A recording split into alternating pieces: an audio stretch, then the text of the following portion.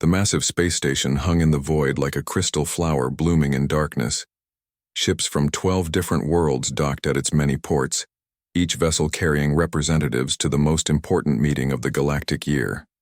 The Galactic Council was about to decide the fate of a new species that had recently discovered faster than light travel. Inside the great chamber, beings of incredible diversity filled the curved seating areas. The Zephyrians gleamed like living diamonds, their crystalline bodies catching and reflecting the soft blue light. They moved with precision, each gesture calculated and sharp. Beside them sat the Valdorians, massive reptilian creatures whose scales shifted color with their moods. Today those scales showed deep purple, the color of disdain. At the center of it all, Chairman Zeltar of the Nexari race called the session to order. His forearms gestured gracefully as his voice echoed through translation devices worn by every delegate. The Nexari were tall and thin, with skin that seemed to glow from within. They had led the council for over 300 years. Today we discuss the application of the species known as humans, Zeltar announced. His large black eyes scanned the chamber. They come from a small blue world they call Earth, located in what they term the Milky Way galaxy's outer spiral arm. A low rumble of amusement rippled through the chamber. The outer spiral arm was considered the galactic backwater, where only primitive species struggled to survive on harsh worlds, far from the civilized core systems. In a small section reserved for observers, 3 humans sat quietly. Admiral Jake Morrison wore his best dress uniform, the dark blue fabric crisp and clean. His gray hair was cut short in military fashion, and his weathered face showed no emotion as he listened to the aliens discuss his species like laboratory specimens. Beside him sat Dr. Lisa Parker, Earth's chief xenobiologist. She wore simple, civilian clothes and carried a tablet containing all of humanity's scientific achievements. Her brown eyes moved from speaker to speaker, taking notes on everything she observed. The third human was Ambassador Ryan Cole, a middle-aged diplomat. With kind eyes and a patient smile, he had spent months preparing for this moment, learning about galactic law and council procedures. Now he sat in silence, waiting for his chance to speak. "Let us review their submission," Zeltar continued, activating a holographic display above the chamber's center. Images of Earth appeared showing cities, forests, and oceans. They claimed to have achieved nuclear fusion, basic genetic manipulation, and primitive spaceflight. A delegate from the insect-like Cathera race clicked her mandibles in what humans would recognize as laughter. "Primitive indeed," she buzzed through her translator. "Chemical rockets and metal ships. How quaint." The Drakmor representative leaned forward in his seat. General Vorthak was built like a living tank, with thick gray skin and arms like tree trunks. Bone ridges covered his skull, and his small red eyes glowed with constant anger. "Their military capabilities are laughable," he growled. "No energy, weapons, no shield technology. They still use projectile weapons that fire metal slugs." More laughter echoed through the chamber. The Zephyrian delegate, whose name was unpronounceable to human tongues, spoke in tones like ringing crystal. "Their biology is extremely fragile. No natural armor, no redundant organs, no ability to survive in hostile environments without artificial protection. They require a very narrow range of temperature and atmospheric conditions to function." Admiral Morrison's jaw tightened slightly, but he remained silent. Dr. Parker made more notes on her tablet, recording every insult for future study. The Nexari chairman raised one hand for silence. "What of their intellectual capabilities?" he asked. A being that looked like a floating jellyfish pulsed with different colors as it spoke. The ethereal delegate's voice was soft and musical. "Limited. They have not developed true artificial intelligence, advanced biotechnology, or quantum manipulation. Their mathematics are basic, their physics incomplete. They still believe in concepts we abandoned millennia ago."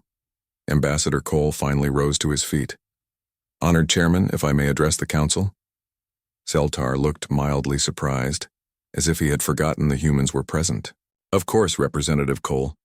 Please state your species' case for council membership." Cole stepped forward, his voice steady and clear. Humanity seeks membership in the Galactic Council to share knowledge, establish trade relationships, and contribute to galactic peace and prosperity. We offer our unique perspectives, our creativity, and our determination to learn and grow.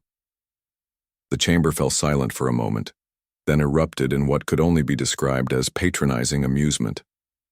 The Valdorian delegate's scales shifted to bright yellow, the color of mockery. "How precious," he hissed. "They think they have something to offer us." General Vorthak stood, his massive frame casting a shadow over the human section. "Chairman, I propose we classify this species as protected. They are clearly too primitive and fragile to survive in the wider galaxy without supervision. They need guidance to prevent them from harming themselves or others through their ignorance." The suggestion sent a wave of agreement through the chamber. Protected status was reserved for species considered too young or weak to handle galactic responsibilities. They were essentially treated as galactic children, with their activities monitored and restricted by more advanced species. Dr. Parker leaned forward and whispered urgently to Ambassador Cole, but he was already speaking again. "Honored delegates, humanity has survived and thrived on one of the most dangerous planets in our local cluster. Earth has produced ice ages, mass extinctions, and countless natural disasters. We have overcome every challenge through adaptation and innovation." The Cathera delegate clicked dismissively. "Surviving on one backward world does not qualify a species for galactic citizenship," she buzzed. "You have no understanding of the complexities involved in interstellar politics, economics, or warfare." Chairman Zeltar called for a formal vote. One by one, the council members cast their decision. The result was unanimous.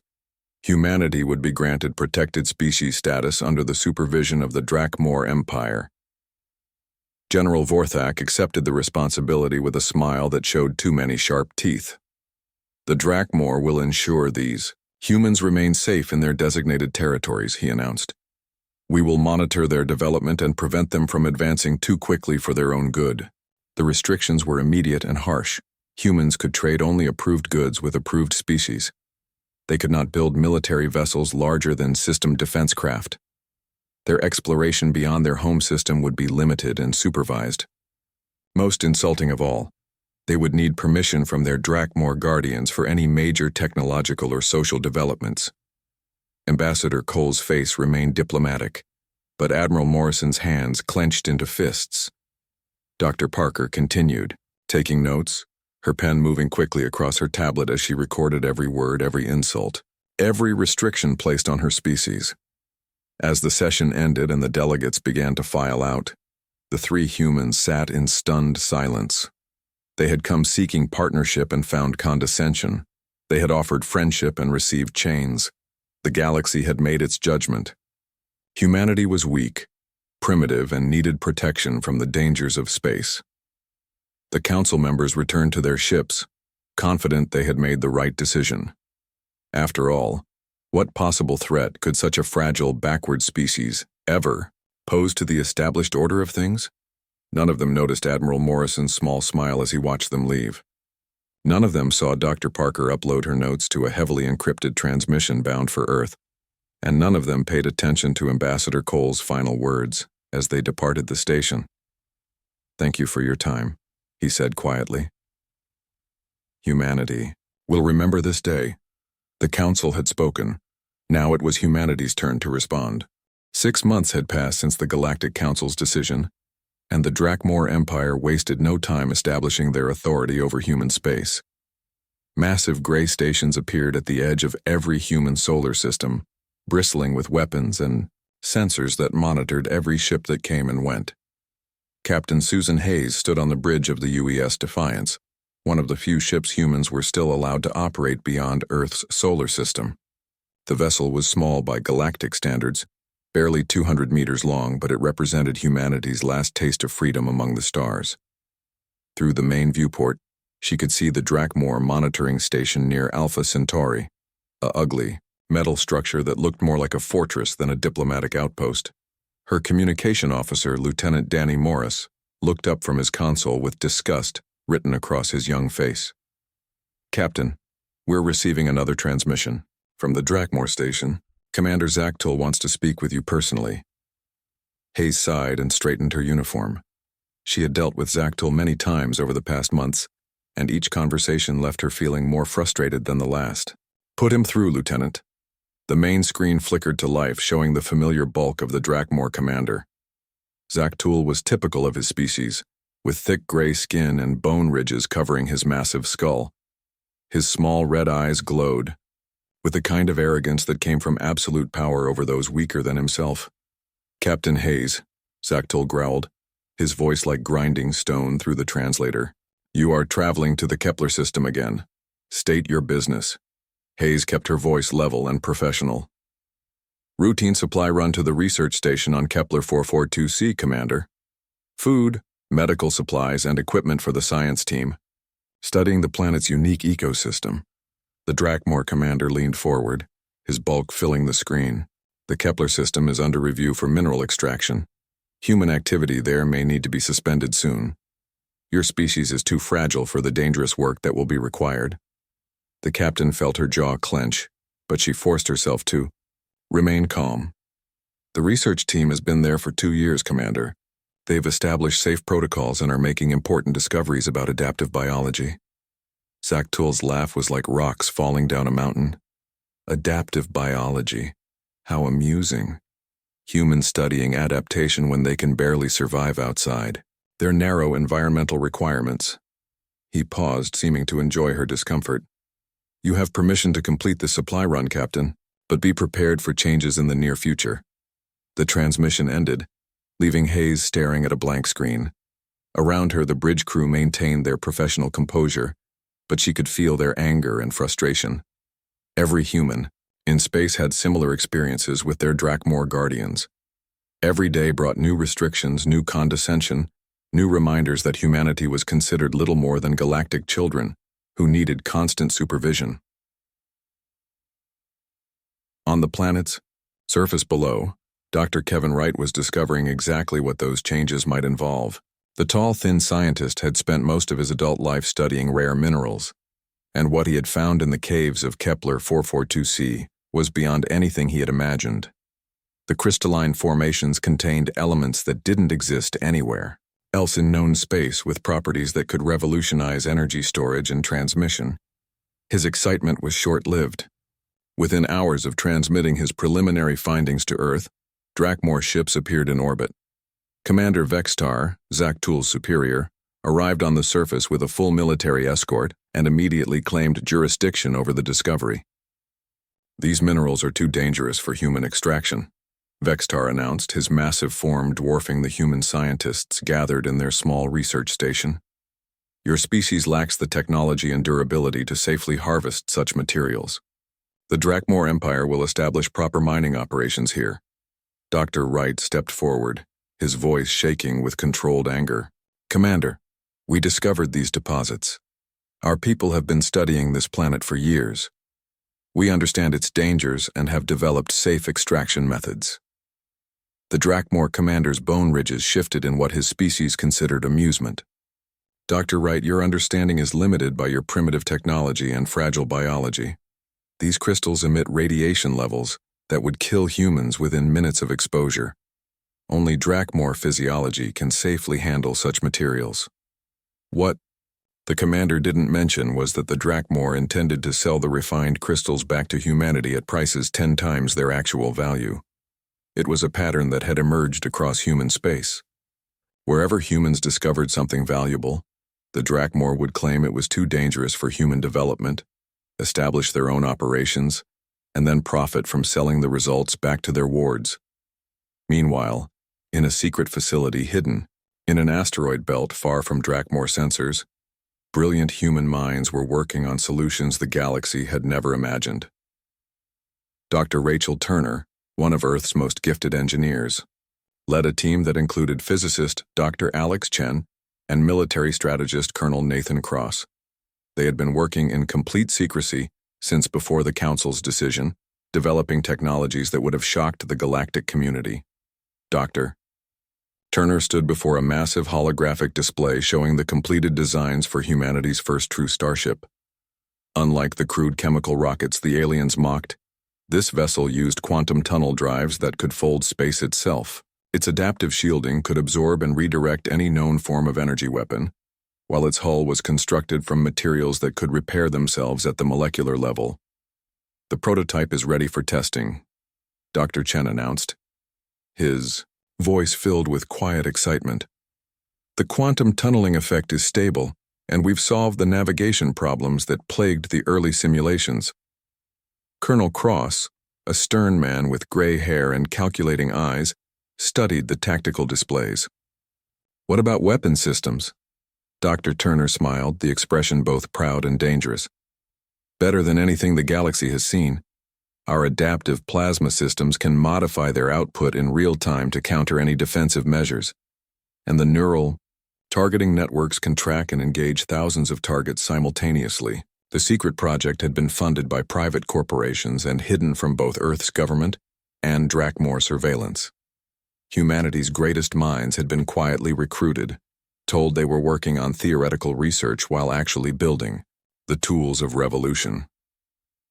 Back on Earth, President Linda Martinez faced growing pressure from both the military and civilian populations. Reports of Drakmor exploitation reached her desk daily. Human colonies were being forced to relocate when valuable resources were discovered on their worlds. Human scientists were being removed from their own research projects. Human merchants were finding their trading opportunities strangled by endless Drakmor regulations.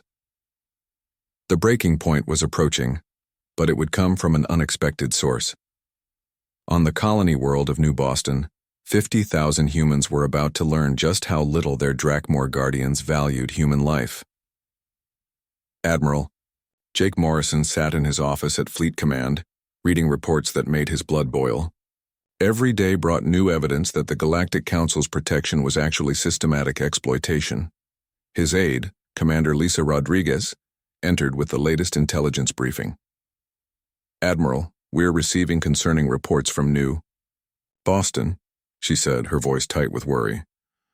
"Drakmor geological surveys have detected quantum crystal deposits beneath the main colony site." Morrison looked up from his reports, a cold feeling settling in his stomach.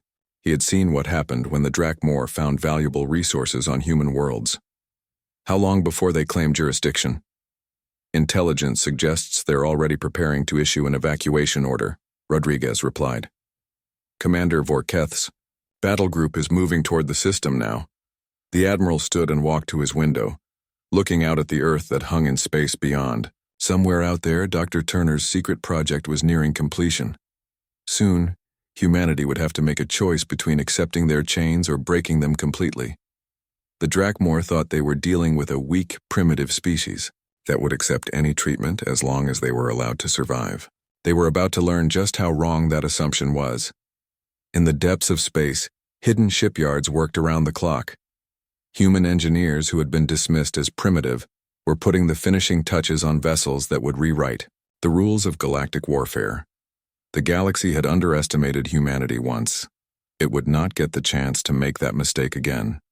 The morning sun cast long shadows across New Boston as Colonial Governor Ben Phillips walked through the main plaza. Children played in the fountains while their parents hurried to work in the surrounding buildings. The colony had grown from a small research outpost to a thriving city of 50,000 people over the past 15 years. Now all of that was about to end. Phillips stopped at his office window and stared at the ships hanging in the sky above the colony. 3 massive Drakmor battlecruisers had arrived during the night, their dark hulls blocking out patches of sunlight. He knew why they were here. The quantum crystal deposits beneath the colony were too valuable for the Drakmor to ignore. His secretary, Maria Santos, knocked on the door and entered with a worried expression. "Governor, Commander Vorketh is demanding to speak with you immediately. He says it's about an emergency evacuation order." Phillips nodded grimly. He had been expecting this call since the geological surveys were completed last week. "Put him through, Maria." The wall screen activated, showing the familiar bulk of Commander Vorketh. The Drakmor officer was even larger than most of his species, with scars covering his thick gray skin and bone ridges that spoke of many battles. His small red eyes glowed with impatience as he began speaking without any formal greeting. "Governor Phillips, I am issuing an immediate evacuation order for New Boston Colony. Dangerous quantum crystal deposits have been discovered beneath your settlement. The area must be cleared within 48 hours for emergency mining operations. Phillips felt his heart sink, but he kept his voice steady. Commander, we have 50,000 civilians here, including children, elderly, and sick people in our medical facilities. 48 hours is not enough time to safely relocate everyone. Vorketh's laugh was like grinding metal. Governor, your people's safety is exactly why this evacuation is necessary. The crystals emit deadly radiation that will kill humans within days of exposure. We are protecting you from a horrible death. The human governor leaned forward, his hands pressed against his desk. Then give us a week, just 7 days to organize proper transportation and temporary housing for everyone. The Drakmor commander's expression darkened. 48 hours, Governor. Not 1 minute longer. The Drakmor Empire has mining contracts to fulfill, and we cannot delay profitable operations for human sentiment.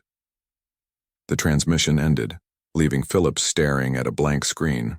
Around the colony, emergency sirens began to wail as the evacuation order was broadcast to every home and building. Dr. Amy Rodriguez, the colony's chief medical officer, was in the middle of surgery when the announcement reached the hospital. She looked up from her patient, a young girl who had been injured in a construction accident, and felt her hands start to shake. The hospital had 300 patients, many of whom could not be safely moved without specialized equipment and careful preparation.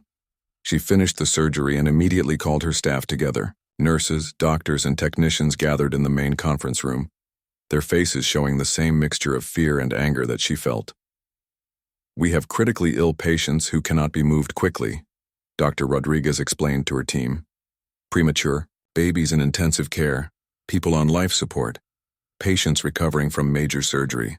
We need at least a week to arrange proper medical transport. Her head nurse, Janet Miller, raised her hand.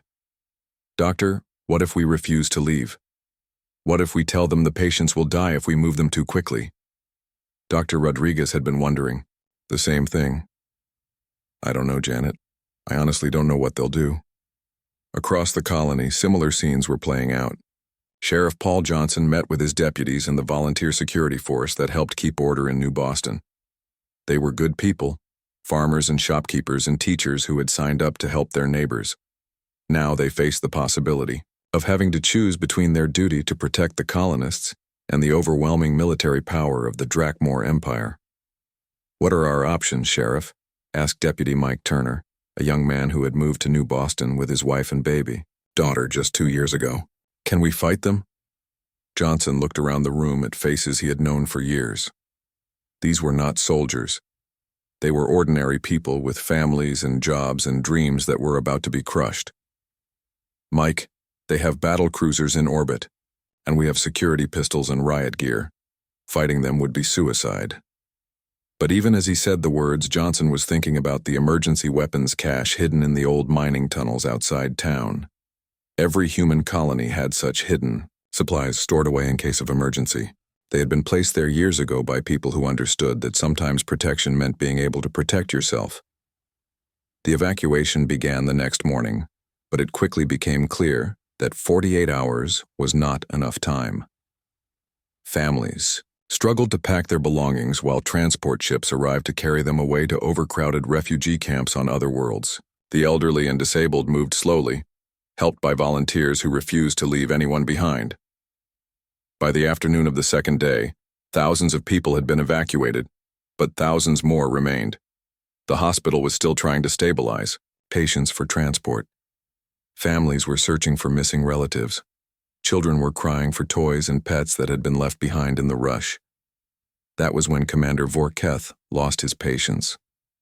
The Drakmor commander ordered his soldiers to begin forced removal of the remaining civilians. Armored troops marched through the streets, herding people toward the transport ships with weapons drawn. When a group of parents tried to return to the school to collect their children, Drakmor soldiers blocked their way. The evacuation period has ended, announced a Drakmor sergeant through his suit's speakers. All remaining humans must report to transport ships immediately or face arrest for violating galactic safety protocols. The confrontation that changed everything began in the town square, where 300 colonists had gathered to protest the forced evacuation. They carried signs demanding more time and fair treatment. They sang songs and held hands, trying to show the galaxy that humans were not the weak, compliant species everyone believed them to be. Tony Wilson, a freelance journalist who had come to cover the evacuation, was broadcasting live to news networks across human space. His camera captured the peaceful protesters as they faced down the heavily armed Drakmor soldiers. This is Tony Wilson reporting from New Boston, where hundreds of human colonists are making a final stand against forced evacuation. He spoke into his microphone. These people are not violent. They're not threatening anyone. They just want enough time to leave their homes safely. The Drakmor soldiers formed a line facing the protesters. Their weapons were raised, set to stun rather than kill. But the message was clear. Commander Vorketh's voice boomed across the square through military speakers. This is your final warning. Disperse immediately and report to transport ships or face the consequences of your disobedience. The protesters did not move. Men and women who had built their lives on this world stood together, holding their ground against an empire that saw them as nothing more than obstacles to profit. Sheriff Johnson was there, along with his deputies and many of the security volunteers. Dr. Rodriguez had left her hospital to stand with her neighbors. Governor Phillips stood at the front of the crowd, his face set with determination.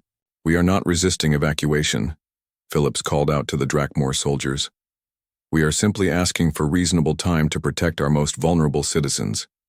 Give us 3 more days and we will leave peacefully." Commander Vorketh's response came not in words but in action. He gave a hand signal to his troops, and the Drakmor soldiers opened fire into the crowd. The energy weapons, even set to stun, were too powerful for human bodies. People fell screaming as the energy bolts struck them. Parents threw themselves over their children. Sheriff Johnson and his deputies tried to shield the civilians, but the Drakmor weapons cut through them like paper. Tony Wilson kept broadcasting even as chaos erupted around him. His camera captured the moment when 17 human civilians, including children as young as 8 years old, died under Drakmor weapons fire. Their only crime had been asking for more time to leave their homes safely. The massacre lasted only minutes, but those minutes changed everything. The remaining protesters scattered, carrying the wounded and dead. The Drakmor soldiers completed their forced evacuation, loading the surviving colonists onto transport ships with brutal efficiency. Within hours, Tony Wilson's broadcast had reached every human world. The images of children dying under alien weapons, of peaceful protesters cut down for asking for basic dignity, spread across human space like wildfire. Captain Susan Hayes, monitoring the situation from orbit in the UES Defiance, requested permission to intervene. Admiral Morrison's response came quickly over the secure channel. "Stand down, Captain. I know how you feel, but we cannot engage the Drakmor fleet. We do not have the firepower to challenge them." But even as Morrison gave that order, he was already placing other calls. To President Martinez, to Dr. Rachel Turner, to the secret facilities where humanity's real response was being prepared. The galaxy had just witnessed what happened when humans were pushed too far. The Drakmor thought they had taught humanity a lesson about 3 months after the New Boston massacre. The galaxy was about to learn what humans were truly capable of when pushed beyond their breaking point. The massacre had spread across human space faster than any news story in history. Images of children dying under Drakmor weapons had ignited something primal in the human species. President Linda Martinez stood in the secure bunker beneath the Capitol, surrounded by screens showing military preparations across human space. Admiral Jake Morrison was beside her, no longer the patient diplomat who had sat quietly in the Galactic Council. His eyes burned with cold fury as he watched the final preparations for humanity's response. "Are you certain about this, Admiral?" Martinez asked quietly. "Once we begin, there will be no going back. The galaxy will see us as aggressors." Morrison turned to face her, his weathered face hard as stone. "Madam President, they saw us as weaklings when we asked for peace. They saw us as children when we requested fair treatment. Now they will see us as we truly are." In the asteroid belt where humanity's secret fleet had been constructed, Dr. Rachel Turner made final checks on the UES Vengeance, the flagship of humanity's new battle fleet. The ship was a work of art and engineering that would have shocked the Galactic Council. Its quantum tunnel drives could move it instantly across vast distances. Its adaptive armor could absorb any known weapon and redirect the energy back at attackers. Captain Elena Foster stood on the Vengeance's bridge, watching her crew make final preparations. These were not the primitive humans the galaxy knew. These were warriors who had trained in secret for years, learning to use technologies that surpassed anything in known space. "Captain," called out Lieutenant Commander Steve Parker from the weapons station. "All systems are green. The adaptive plasma cannons are fully charged and ready." Foster nodded. Around her, dozens of other ships hung in space, each one a masterpiece of human engineering. The galaxy thought humans were limited to chemical rockets and metal hulls. They were about to discover just how wrong they had been. The first target was the Drakmor mining facility on Kepler 442c, the planet where Dr. Kevin Wright had made his discovery months earlier. Commander Vorketh, the Butcher of New Boston, was personally overseeing the crystal extraction operations with a full battle group of Drakmor warships. Captain Jake Sullivan led the first strike force in his stealth fighter, the UES Shadow. The small ship was invisible to every sensor the galaxy had ever developed. It used technology that bent light and energy around it, making it effectively invisible to anyone watching. "Shadow leader to all units," Sullivan spoke into his helmet. "Communicator. Target is in sight. Drakmor battle group consists of 12 heavy cruisers and 40 escort vessels. They have no idea we're here." The Drakmor fleet hung in orbit around the planet, confident in their superior numbers and firepower. Commander Vorketh was in his command center, reviewing mining reports and planning his next extraction operation. The quantum crystals were proving even more valuable than expected. That was when the impossible happened. The first Drakmor cruiser simply stopped working. Its engines died, its weapons powered down, and its shields collapsed. The crew scrambled to understand what was happening, but their instruments showed nothing wrong. They had no way to detect the human stealth fighters that were systematically disabling their ships with precise energy pulses. "What is happening?" Vorketh roared at his sensor operators. "Where are the attackers?" His tactical officer, a young Drakmor named Kexaval, stared at his displays in confusion. "Commander, sensors show no enemy vessels. No energy signatures, no mass readings, nothing. But our ships are being disabled one by one. Within minutes, half the Drakmor fleet was dead, in space." The human stealth fighters moved like ghosts, striking from angles that should have been impossible. Their weapons adapted to each ship's defenses instantly, finding weaknesses that the Drakmor designers had never imagined. Then the main human fleet arrived. Space itself seemed to tear open as dozens of human warships emerged from quantum tunnels. They appeared without warning, their sleek hulls gleaming with adaptive armor that shifted and flowed like living metal. The UES Vengeance materialized directly above the Drakmor flagship, its massive form casting a shadow over the alien vessel. "Captain," Foster opened a communication channel to all Drakmor vessels. "This is Captain Elena Foster of the United Earthship Vengeance. You have committed acts of war against human civilians. Surrender immediately or face the consequences." Commander Vorketh's response was to order his remaining ships to open fire. With everything they had, energy beams and plasma torpedoes filled space as the Drakmor fleet unleashed its full fury on the human vessels. The human ships absorbed the attacks like they were gentle rain. Their adaptive shields not only blocked the incoming fire, but analyzed it, learned from it, and began reflecting it back at the attackers. Within seconds, the Drakmor were facing their own weapons turned against them. The battle, if it could be called that, lasted exactly 17 minutes. Every Drakmor vessel was either destroyed or disabled. Commander Vorketh's flagship was captured intact, its crew taken prisoner for later questioning. The mining operation that had cost so many human lives was shut down permanently. But this was only the beginning. Across the galaxy, similar scenes played out as human battle groups emerged from quantum tunnels near Drakmor installations. Captain Danny Wright led the liberation of the labor camps where enslaved aliens had been forced to work in brutal conditions. Commander Sarah Mitchell's forces systematically dismantled the Drakmor's slave trading networks.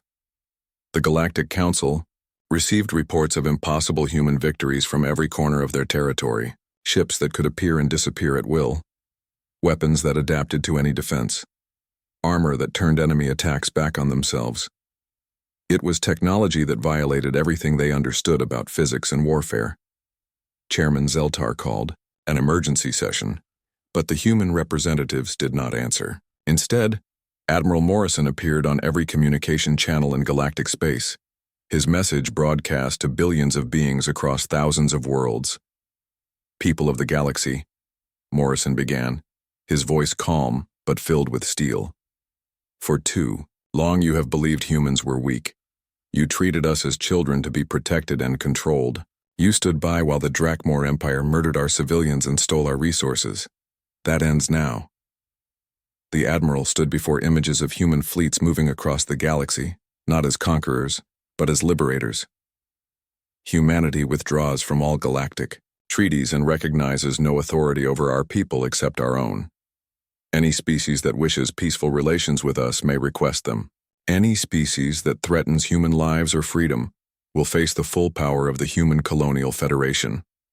On the Nexari homeworld, Chairman Zeltar watched the broadcast with growing horror. This was not the primitive species that had sat quietly in the council chambers. This was something else entirely, something the galaxy had never seen before. Reports continued to flood in. The Zephyrians discovered that their crystalline technology was useless against human adaptive algorithms.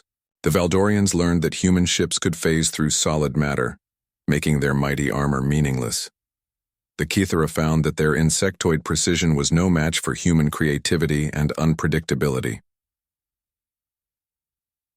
In the depths of space, General Forthak, Supreme Commander of the Drakmor military, gathered the largest battle fleet in galactic history, 5,000 warships, each one a masterpiece of destruction, prepared to crush the human rebellion once and for all. "These humans think they can challenge the Drakmor Empire," Vorthak growled to his officers. "They have won a few small victories against mining operations and patrol groups.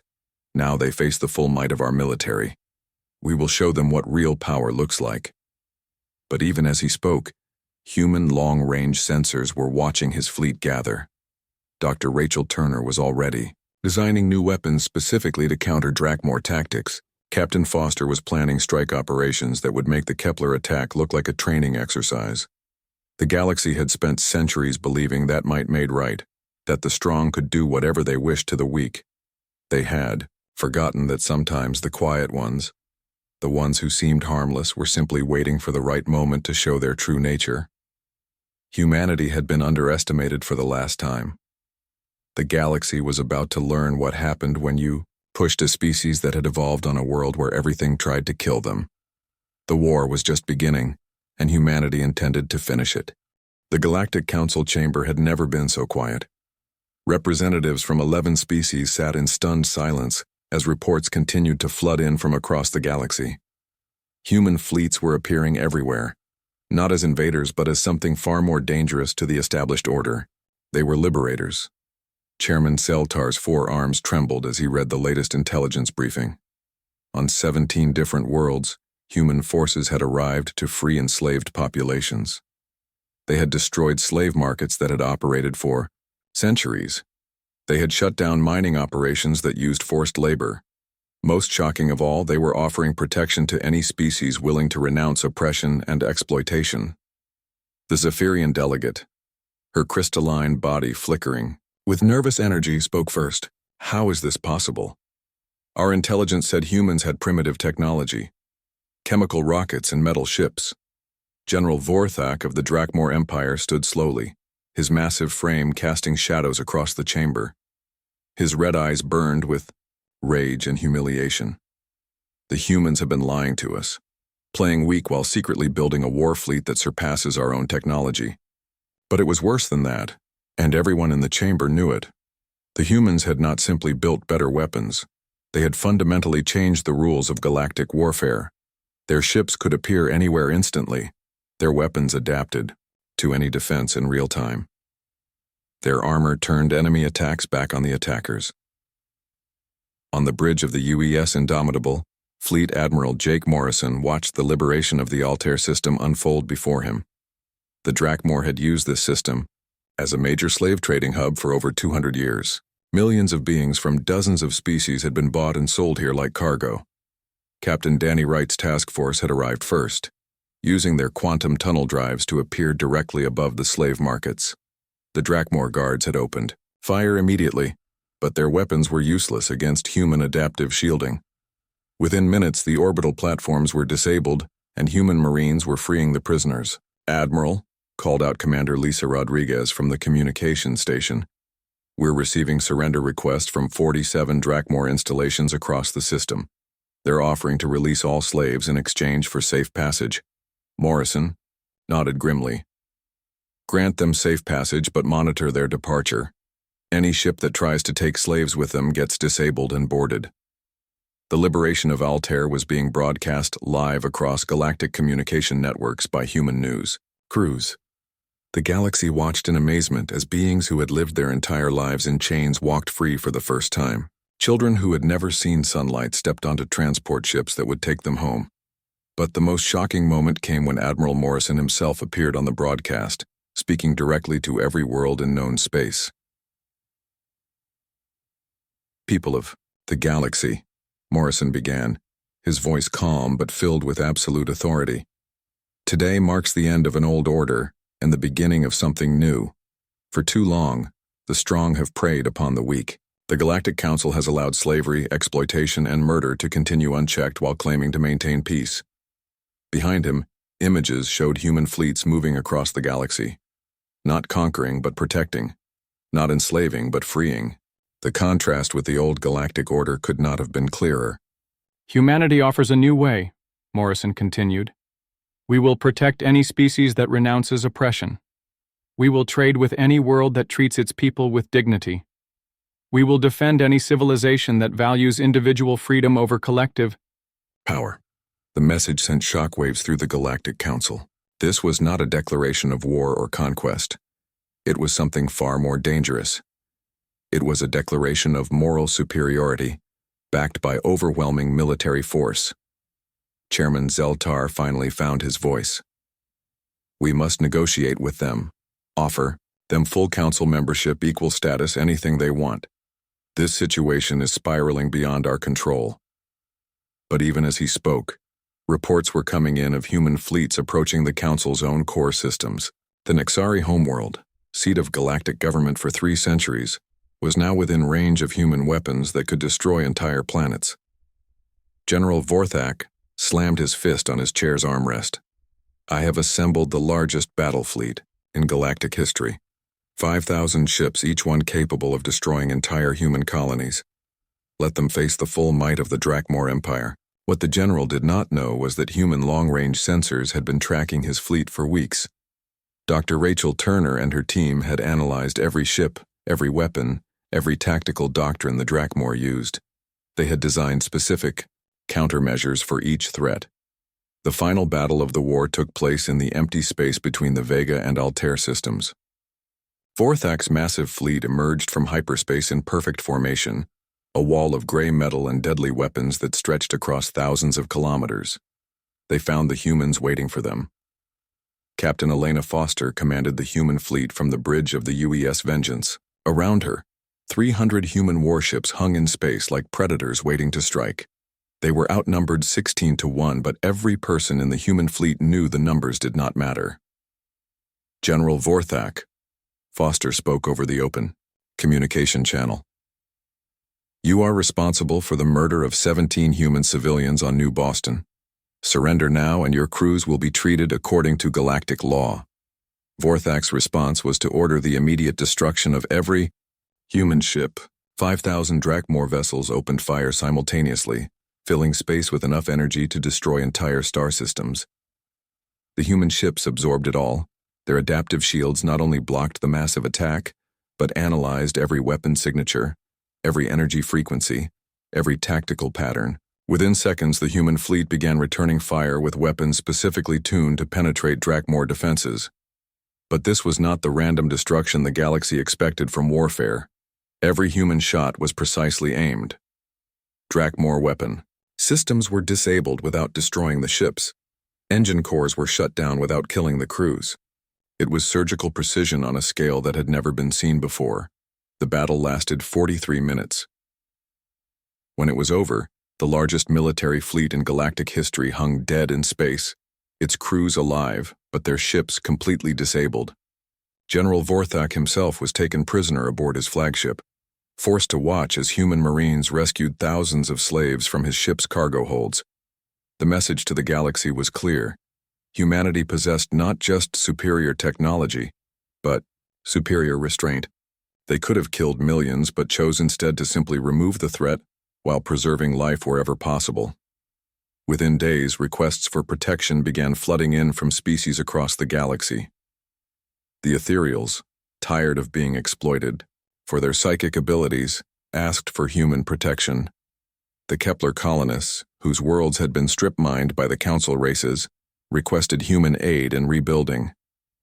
President Linda Martinez announced the formation of the Human Colonial Federation, with membership open to any species that met their standards for individual rights and dignity. The requirements were simple but revolutionary. No slavery, no exploitation of the weak, and respect for the freedom of all sentient beings. The old Galactic Council found itself increasingly irrelevant as more and more worlds chose to align with the humans rather than the traditional power structure. Chairman Zeltar made one final attempt at negotiation, offering humanity leadership of the Council itself. Admiral Morrison's response was broadcast from the bridge of the UES Indomitable, as human exploration fleets prepared to venture beyond the galactic rim. The galaxy spent centuries believing that might made right, Morrison said, looking directly into the camera. You dismissed humanity as weak because we asked for peace instead of demanding submission. You thought we were primitive because we valued cooperation over conquest. You believed we were fragile because we protected our vulnerable instead of discarding them. Behind him, the stars stretched into infinity, representing the vast unknown that human ships were already beginning to explore. The council that once called us weak now watches as we bring justice to worlds you ignored and freedom to beings you enslaved. You underestimated humanity not once, but at every opportunity. That was your greatest mistake, and it changed the balance of power in this galaxy forever. The transmission ended, leaving the old powers to contemplate a future where their authority came not from strength alone, but from the consent of those they governed. The weak had become strong, not through conquest, but through the courage to stand for what was right. In the depths of space, human ships continued their journey toward the galactic edge, carrying with them the promise that no being would ever again have to suffer in silence while the powerful looked away. The galaxy had learned what happened when you pushed humanity too far. Now it would learn what happened when humanity decided to push back.